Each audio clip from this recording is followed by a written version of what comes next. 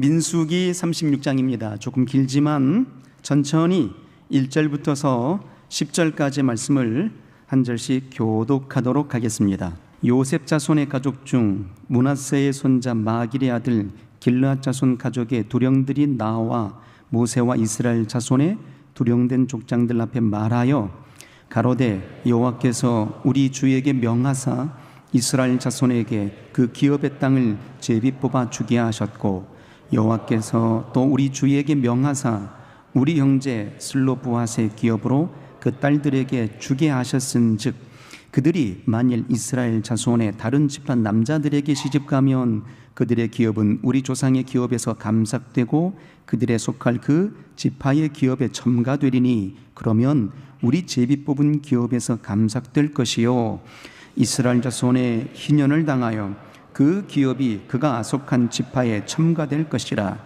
그런즉 그들의 기업은 우리 조상 지파의 기업에서 아주 감삭되리이다. 모세가 여호와의 말씀으로 이스라엘에게 명하여 가로되 요셉 자손 지파의 말이 옳도다.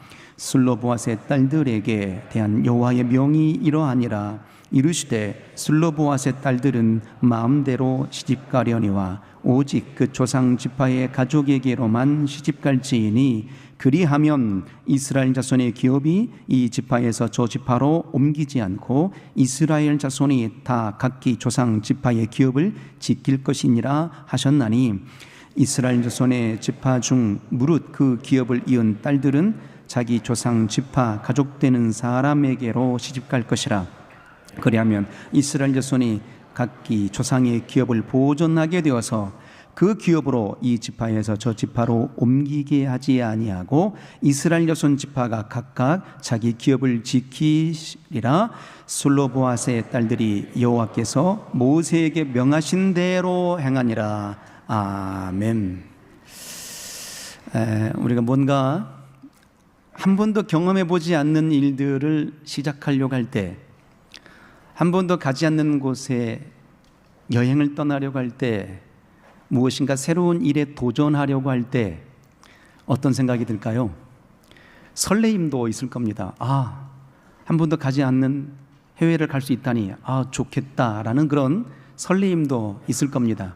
반면에 한 번도 경험해 보지 않는 곳이므로 두려움과 떨림도 있을 겁니다. 언어가 안 통하는데 잘할 수 있을까?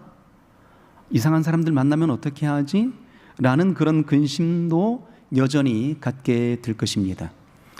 오늘 이 본문의 장면이 바로 그런 장면들이거든요. 그래서 오늘 설교의 제목이 시온의 땅을 앞에 두고 라는 제목입니다. 광야의 1세대들이 시온의 땅을 바라보면서 되뇌었던 그들의 모습과 그리고 광야 2세대들이 모압 평지에서 가나안 땅 시온의 땅을 바라보면서 되뇌었던 그들의 고백들이 무엇이 다른가를 좀 곱씹고자 하는 것입니다. 새로운 일을 향한 그 도전의 역사 속에 두려움과 떨림으로 좌절하고 포기하였던 심령들과 그러나 주신 약속의 말씀임을 믿고 붙들고 담대히 나아갔던 바로 광야 2세대들의 믿음을 오늘 배워보고자 합니다. 개혁 초창기에 제가 이제 해외 단기 선교로 갔다 오라고 이렇게 부름을 이제 받게 된 적이 있었습니다. 그런데 이런 지하에 제가 거절했거든요. 왜냐? 한 번도 해외 선교를 나가본 적이 없었던 거였거든요. 그래서 드는 마음이 이런 마음이었어요. 그들이 원하는 욕구를 충족시키지 못하게 되면 얼마나 하나님께 누가 되는가 하는 거였고, 두 번째는 교계의 이름으로 가는 것인데 제대로 그 역할을 감당하지 못하고 자리만 채우고 오게 된다고 하게 되면 교계에 대한 누가 되지 않을까라는 그런 근심과 염려 때문에 이런 지하에 단기 선교를 거절했습니다. 그 중심의 핑계의 내용은 이런 거였거든요. 하나님, 저는 해외 선교보다도 국내 선교에 관심이 많아요 였습니다. 그리고 이제 몇 년이 지나고 나서 다시 한 번 더 해외 단기 선교를 다녀오라는 또 이렇게 부름을 또 받게 되었습니다. 그때도 역시 여전히 못합니다 였습니다. 그런데 문득 이런 생각이 들었습니다. 성도들을 향해서는 순종을 강조하고 순종을 가르치면서 정작 나는 왜 순종하지 않는가였습니다. 그래서 곧장 이렇게 기도를 하기 시작했습니다. 하나님, 이번에는 제가 거절했지만 혹시라도 돌고 돌아서 다시 저에게로 온다면 하나님의 음성인 줄 알고 순종하겠습니다 했습니다. 그런데 놀라운 일이 일어났습니다. 다 거절되고 다시 저에게로 오게 되었죠. 그래서 이제 순종하는 마음을 갖고 난 이후부터서는 마음가짐이 달라지기 시작했습니다. 가야 될 그 나라에 대해서 공부를 하게 되고 기도하게 되고 말씀을 준비하게 되고, 그리고 이제 한 열흘 정도의 그의 사역의 기간 동안에 놀라운 현장을 보게 되는 겁니다. 하나님이 이렇게 준비하셨구나, 하나님이 이렇게 역사하시는구나, 하나님이 이렇게 예비하셨구나라는 사실들을 보게 되고 배우게 되었고, 더불어서 저의 영적인 성숙도 이룰 수 있는 놀라운 기회였던 겁니다. 새로운 일에 대한 도전의 역사의 측면에 내가 경험해보지 아니하였으니 난 할 수 없어요 라고 생각했던 것은 나의 생각이죠. 그러나 하나님께서는 이미 모든 환경을 준비해 놓으시고 예배해 놓으시고 네가 갔으면 좋겠어, 네가 일을 했으면 좋겠어 했던 것 아니겠습니까? 그런데 정작 내 바라보는 관점들로 인해서 하나님의 역사하심을 제한했던 못난 습성들이 우리 안에 존재하고 있음을 발견하게 되었던 겁니다. 오늘 우리가 민수기 36장을 봅니다. 잘 아시는 것처럼 민수기 36장은 민수기의 마지막 장입니다. 민수기의 마지막 장, 그리고 이제 그 다음에 신명기로 들어가지 않습니까? 이 민수기의 마지막 장이 기록된 그 장소의 내력을 보면 어디입니까? 바로 시온의 땅을 바라보고 있는 모압 평지의 장면을 오늘 담아놓고 있습니다.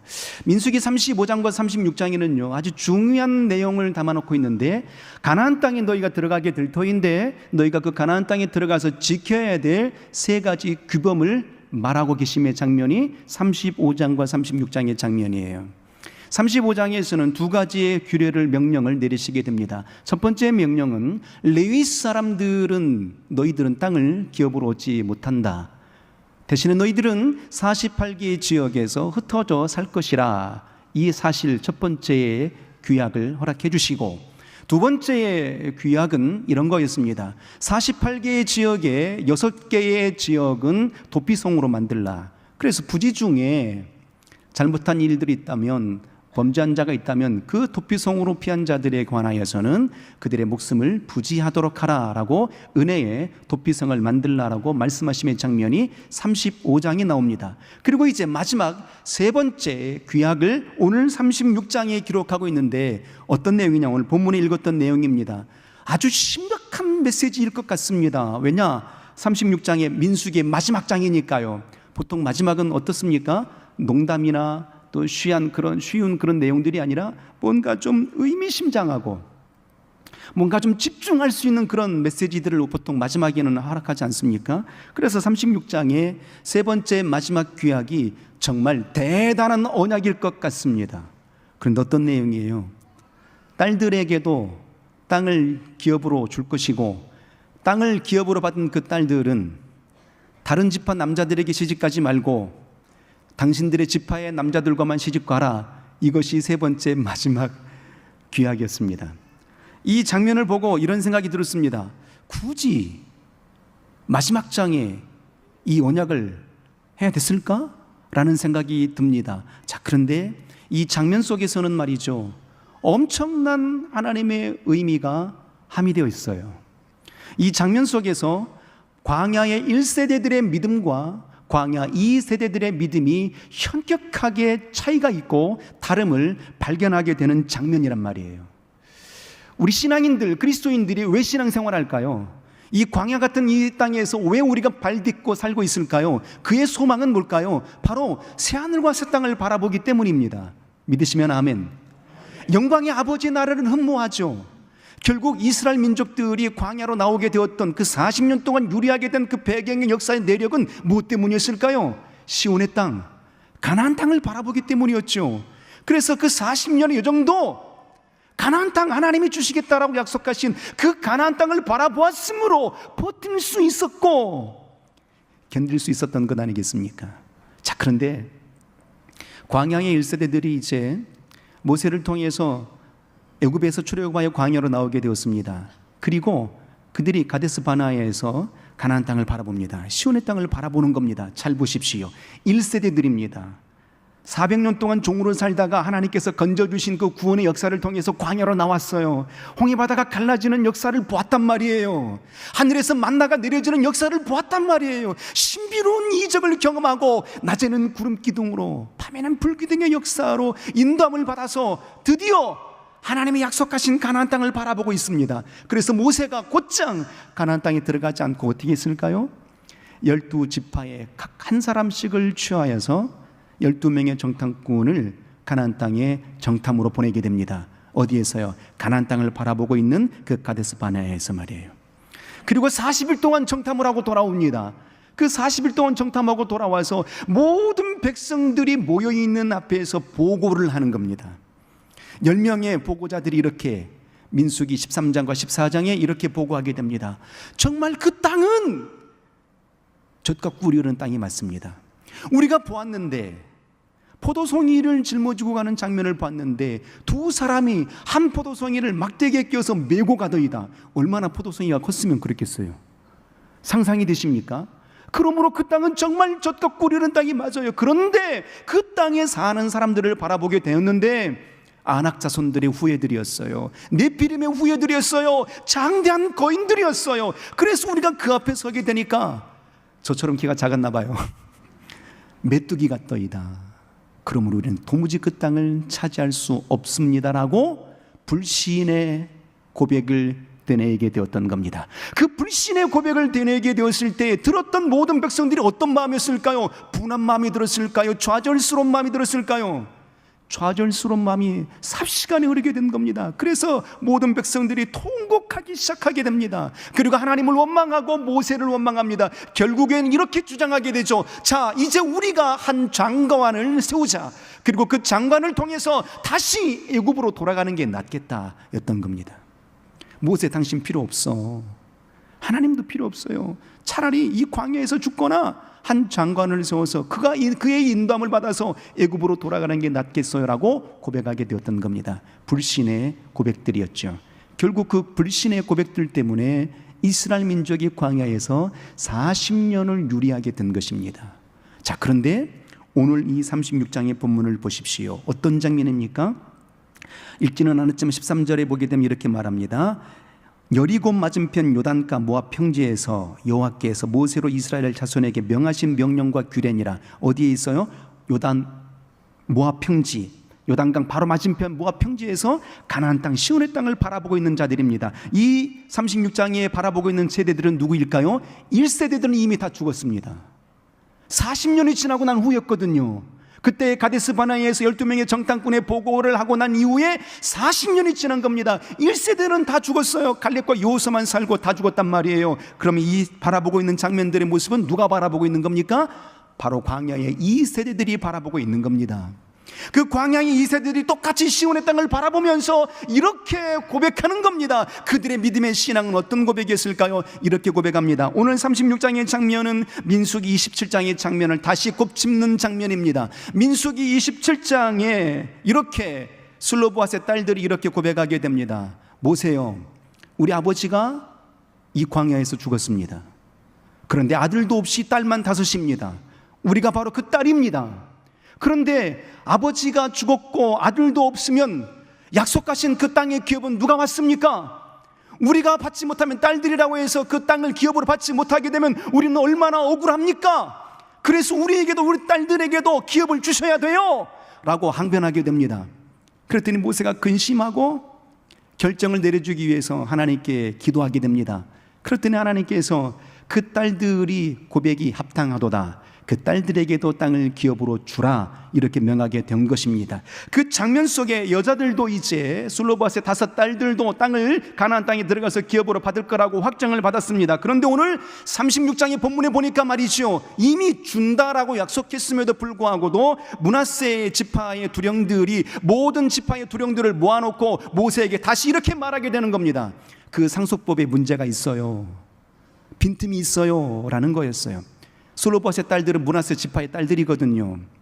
므낫세 지파의 슬로바세 딸들에게 기업을 주신다니 감사한 일입니다. 그런데 그 딸들이 다른 지파 남자들에게 시집가게 되면 재산도 같이 갖고 가게 될 터인데, 그러면 우리 땅은 어떻게 되는 거예요? 온전한 땅이 될 수 없잖아요. 땅을 빼앗길 수밖에 없잖아요. 그러므로 그 상속법을 고쳐주세요. 딸들은, 땅을 기업으로 얻게 된 딸들은 다른 지파 사람들에게 시집가지 말게 하시고 오직 당신들의 지파 남자들에게만 시집가게 해주세요 라고 했던 겁니다. 그랬더니 모세가 5절에 이렇게 말하죠. 그 지파 말이 옳도다 였던 겁니다. 자, 이 장면 속에 우리가 놓치고 있는 게 있죠. 어디입니까? 뭘 놓치고 있을까요? 이들이 지금 가나안 땅에 들어갔어요? 안 들어갔어요? 안 들어간 상태잖아요.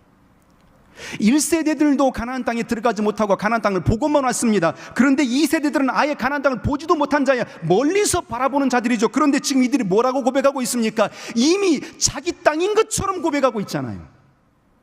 그 땅에 들어가지는 않았단 말이에요. 요단강을 건너지 않았단 말이에요. 가나안 땅에 들어가지는 않았다고요. 그럼에도 불구하고도 이들은 뭐라고 고백하는 겁니까? 하나님이 약속하신 땅이니 그 땅은 우리 땅이에요. 그 땅을 그 누구에게도 빼앗길 수 없어요 라고 말하고 있는 겁니다. 뭐가 다를까요? 1세대와 2세대의 현격한 믿음의 차이를 보이고 있는 겁니다. 보십시오. 새하늘과 새 땅, 시온의 땅은 누가 들어갑니까? 돈 있는 자가 들어갑니까? 지식 있는 자가 들어갑니까? 그렇지 않잖아요. 믿음 있는 자가 새하늘과 새 땅을 들어가는 겁니다. 천국에 누가 갑니까? 믿음 있는 자들이 가는 거예요. 새하늘과 새 땅을 누가 소유할 수 있습니까? 믿음 있는 자들이에요. 첫째 부활에 누가 동참합니까? 믿음 있는 자들이 들어가는 겁니다. 오늘 이 36장 속에 새롭고 산 길을 열어주실 터인데 그 약속의 땅을 차지할 수 있는 존재, 오고 오는 모든 그리스도인들 중에 믿음을 간직한 인생들만이 새하늘과 새 땅을 차지할 수 있노라라고 지금 말씀하고 계시는 장면들인 겁니다. 우리 어떤 믿음을 소유하기를 원하십니까? 우리 개혁의 여정이 9년 차에 접어들었습니다. 보이지 않습니다. 언제 이루어질지. 그러나 중요한 것은 이 사실은 누가 이 길을 열어주셨을까요? 우리 하나님이 열어주신 길들 아니겠습니까? 하나님이 약속하신 그 터전의 분량으로 우리는 가고 있는 것 아니겠습니까? 그런데 9년의 여정들 속에 말이죠, 많은 사람들이 힘들어했거든요. 무엇 때문일까요? 1세대들처럼 믿음이 흔들렸기 때문입니다. 그러나 2세대들은 달라요. 가나안 땅을 바라보면서 고백하기를 이미 그 땅은 하나님이 약속하신 땅이니 우리 땅이라고 고백하고 있잖아요. 마태복음 16장에 유명한 장면의 사건이 나오게 됩니다. 예수께서 이제 얼마 생의 끝자락에, 공생의 끝자락에 놓여 있는 그때에 제자들에게 묻습니다. 얘들아, 사람들이 인자를 누구라 하더냐, 나를 뭐라고 말하더냐 라고 이렇게 물었죠. 그랬더니 제자들이 들은 대로 말합니다. 네, 선지자 중에 한 사람이라고 하더이다 라고 했어요. 그럴 때는 다시 주님이 제자들에게 묻잖아요. 그러면 너희는 나를 무엇이라 믿느냐라고 물었을 때에 베드로의 그 유명한 고백이 있죠. 마태복음 16장 16절 고백. 주는 시작, 주는 그리스도시요 살아계신 하나님의 아들이십니다. 베드로가 그렇게 믿음으로 고백했던 거예요. 그 믿음의 고백, 주는 그리스도시고 살아계신 하나님의 아들이십니다. 이 완벽한 대답을 들었던 주님이 이렇게 말씀을 하시게 되죠. 바요나, 시몬아, 너무 기쁜 나머지 이 일들을 알게 한 것은 너의 혈육이 아니라 하늘에 계신 내 아버지시니라. 그 말씀 이후에 이렇게 말씀하십니다. 내가 너에게 천국의 열쇠를 주노라. 뭘 줘요? 천국 열쇠를 주셨다니까요. 어떤 자에게 주신 겁니까? 믿음의 고백을 되뇌었던 베드로에게 주셨던 천국의 열쇠였던 겁니다. 그러므로 내가 이 땅에서 매면 하늘에서도 매인다. 이 땅에서 내가 풀면 하늘에서도 풀린다라고 그 약속의 믿음을 되뇌었던 베드로에게 천국의 열쇠를 줬던 겁니다. 다시 말하게 되면 새하늘과 새 땅은 누가 차지합니까? 천국은 누가 소유할 수 있습니까? 개혁의 완성은 누가 이룰 수 있습니까? 믿음을 간직한 심령들에게 주시는 겁니다. 할렐루야! 흔들리지 않았던 복음의 이 세대들처럼 말이에요. 우리의 삶도 흔들리지 않는 그 믿음의 중심을 간직하게 될 때에 펼쳐지는 역사의 세계라는 겁니다. 가나안 땅이 거저져지는 땅이 아니잖아요. 7년의 전쟁사를 치르게 되는 땅입니다. 그런데 이 땅에 남아있던 가데스 바네아의 지역과 모압 평지에서 바라봤던 이 세대들이 말이에요, 가나안 땅에 들어가서 얼마나 전쟁을 치러야 될지 이들은 모르잖아요. 10년의 전쟁을 치러야 될지 30년의 전쟁을 치러야 될지 모르는 형편다 이 말입니다. 그럼에도 불구하고도 그들은 고백하는 거예요. 그 땅은 이미 우리 땅입니다. 하나님이 약속하셨잖아요. 그러므로 그 땅을 누구에게도 빼앗길 수 없습니다라고 담대한 신앙의 고백을 되뇌고 있었던 겁니다. 그래서 결국 그 가나안 땅 누가 들어갑니까? 1세대가 들어가는 것이 아니라 이 믿음을 지켜냈던 2세대가 요단강을 건너서 가나안 땅에 들어가게 된 것입니다. 어느 시골 마을에 말이에요, 가물어가지고 비가 안 내려요. 농사가 다 망치게 생겼어요. 그랬더니 어느 주일날 목사님이 이렇게 성도들에게 광고했어요. 너무 가물기 때문에 다음 주 주일날에는 우리 전체 성도들과 함께 비가 올 수 있도록 우리 하나님께 기도하는 시간을 갖도록 하겠습니다 라고 이렇게 광고를 했어요. 그리고 이제 다음 주 주일이 되었죠. 성도들이 이제 11시 예배에 맞춰서 한 분씩 들어오기 시작했어요. 그런데 어느 말미쯤에 한 꼬마 소년이 오는데 말이죠, 우산을 들고 와요. 우산을. 그래서 목사님이 물어봤죠. 꼬마야, 아니 하늘이 쨍쨍한데 웬 우산을 들고 왔니? 이렇게 물으니까 이 꼬마 소년이 이렇게 대답하는 거예요. 목사님, 지난주에 목사님께서 이번 주 주일날에는 비 올 수 있도록 기도한다고 했잖아요. 그러면 하나님 비 내려주시는 거 아니에요? 그래서 우산 가져왔어요. 이 꼬마 소년의 믿음, 광야의 2세대들의 믿음이었던 겁니다. 이 믿음이 지금 우리에게 필요한 거예요. 이미 우리는 너무 때묻어 버렸잖아요. 이 환경 때문에 안 되고, 이 환경 때문에 안 되고, 이것 때문에 안 되고, 저것 때문에 안 되고, 내 생각의 기준으로 완전히 쩔어 있잖아요. 그래서 전능자라고 믿고 있는 그 믿음의 역사 속에 있음에도 불구하고도 환경을 바라볼 때는 이 환경 때문에 안 돼요 라고 말하잖아요. 그것이 아니라 믿음은 무엇입니까? 불가능을 가능케 하는 것이 믿음이잖아요. 불가능을 도전하게 하시면 믿음이잖아요. 그 역사의 내력으로 우리를 이렇게 이끌고 계시잖아요. 그러므로 이 꼬마 소년과 같은 믿음을 간직한 인생이 되시기를 주님 이름으로 소원합니다. 그리고 오늘 본문요 7절, 8절, 9절에 보게 되면요 더 놀라운 장면이 나옵니다. 그 믿음, 이미 정복하지 않는 땅을 우리 땅이라고 여기고 있는 그 믿음도 대단한 믿음인데 말이죠, 이렇게 그들이 고백합니다. 그의 기업을, 그 땅을 우리가 지킬 겁니다. 그 땅을 우리가 보존할 것입니다. 그 땅을 우리가 확장시킬 것입니다라고 3번씩이나 고백하게 됩니다. 7절과 8절과 9절에 계속 이어서 말이에요. 그 기업을 지킬 것입니다. 그 기업을 보존할 것입니다. 그 지파의 기업을 확장시킬 것입니다 라고 말하고 있는 겁니다. 뭐예요? 거룩한 소망을 꿈꾸고 있잖아요. 정복되지 않는 땅이에요. 취하지 않는 땅이라고요. 그런데 그들이 지금 잡고 있는 건 뭡니까? 소망이죠. 소망. 우리가 지금 무엇 때문에 이렇게 버티고 있습니까? 새하늘과 새 땅을 바라보고 있는 그 소망 때문에 우리가 예배하고 있고 찬양하고 있고 그렇지 않습니까? 그러므로 우리는 소망을 간직한 자들이란 말이에요. 비록 우리가 땅을 밟고 있고 힘든 환경 속에 놓여 있지만 24시간 믿는 사람이나 믿지 않는 사람이나 동일한 시간 속에 놓여 있지만 우리가 그들과 다름이 무엇일까요? 우리에게는 하늘 소망이 있잖아요. 생명의 소망이 있잖아요. 영광의 구주 예수 다시 오심하라고 약속하신 소망이 있잖아요. 창세기 6장에 말이에요, 노아를 향해서 하나님 말씀하십니다. 내가 이 사람들을 다 지면에서 쓸어버릴 거야. 그럼 노아에게 방주를 지으라고 말씀하십니다. 산 위에서 말이에요. 열심히 100년 가까이 배를 만들잖아요. 산꼭대기에서. 사람들이 얼마나 조롱했겠습니까? 그런데 묵묵히 노아가 배를 만들어낼 수 있었던 이유는 어디 있었을까요? 반드시 때가 되면 비가 내리게 될 것이고 이 배를 완성하게 되면 나와 내 가족이 살 수 있어라는 소망 때문 아니었겠습니까?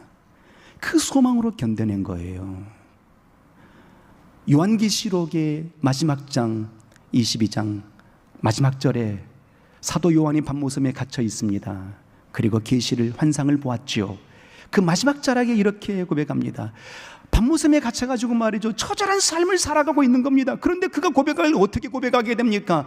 아멘 주 예수여 오시옵소서, 마라나타 고백하고 있잖아요. 무엇입니까? 소망이에요.